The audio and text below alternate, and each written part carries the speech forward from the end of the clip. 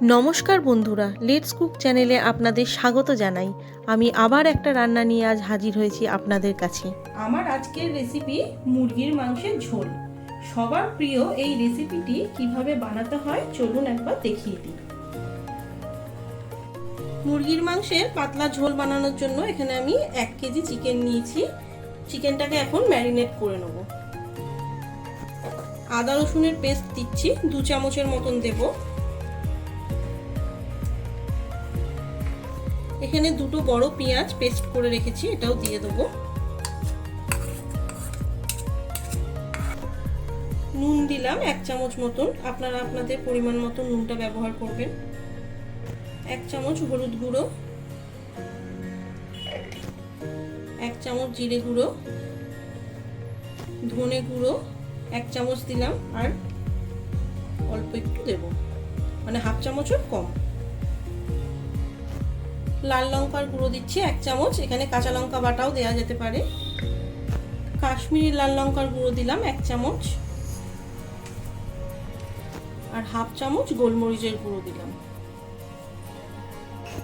আর সামান্য একটু সর্ষের তেল দিচ্ছি। এই সব কটা মশলার সঙ্গে চিকেনটাকে এখন খুব ভালো করে মাখিয়ে নেব।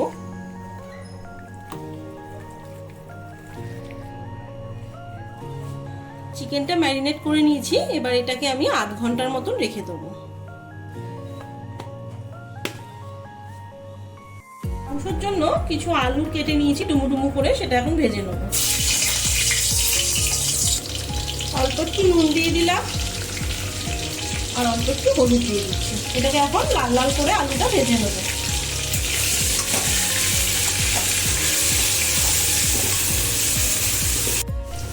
আলুগুলো লাল লাল করে ভেজে নিয়েছি, এবার এটাকে আমি তুলে রাখবো।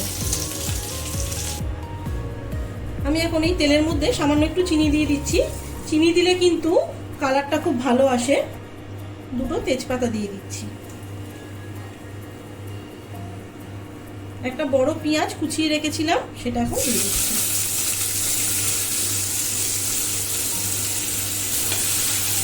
পেঁয়াজটা লাল লাল করে ভেজে নেব।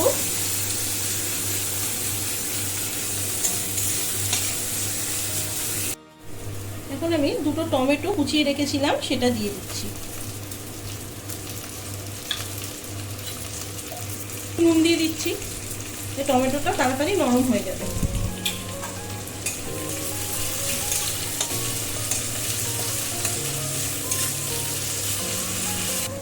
এখন আমি ম্যারিনেট করা মাংসটা এর মধ্যে দিয়ে দিচ্ছি।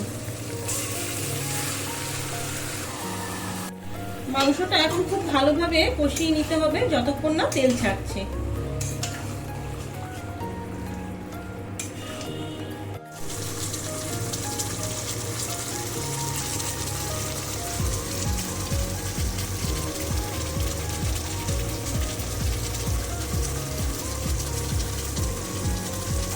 থেকে 20 মিনিটের মতন কষিয়ে নিয়েছি মাংসটাকে। এখন এই ভেজে রাখা আলুগুলো এর মধ্যে দিয়ে দিচ্ছি।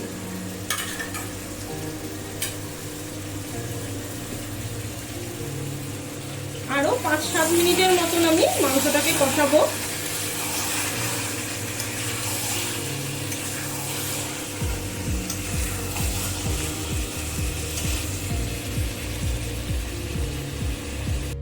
কয়েকটা কাঁচা লঙ্কা চিড়ে রেখেছিলাম, এখন আমি এটা দিয়ে দিচ্ছি। ঝালটা যে যেরকম পছন্দ করেন সেই অনুযায়ী দেবেন।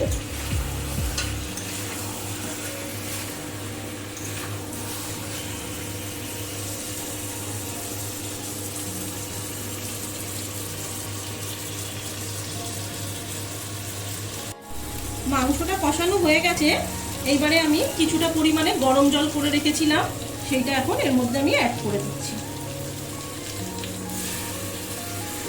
ঝোলটা যে যেরকম রাখতে চাইছেন সেই অনুযায়ী জলটা ব্যবহার করবেন।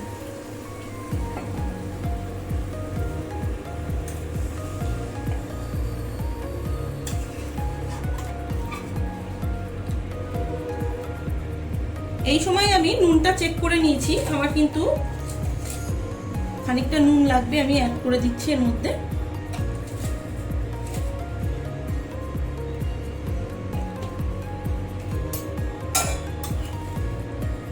এইবারে আলুটা সিদ্ধ হওয়া অবধি অপেক্ষা করতে হবে।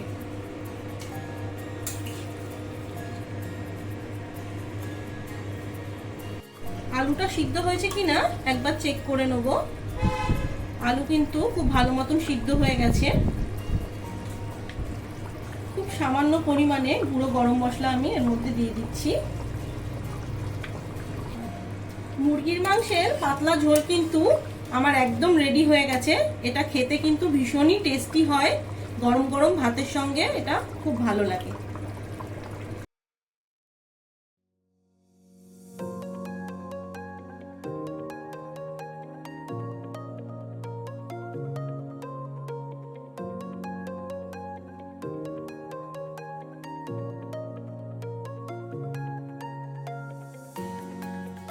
আমার ভিডিওটা যদি ভালো লাগে তাহলে লাইক করবেন, প্রচুর প্রচুর শেয়ার করবেন। আরও নতুন নতুন রান্না পাওয়ার জন্য লেটস কুক চ্যানেলটাকে সাবস্ক্রাইব করতে ভুলবেন না। ভালো থাকবেন, সুস্থ থাকবেন, ধন্যবাদ।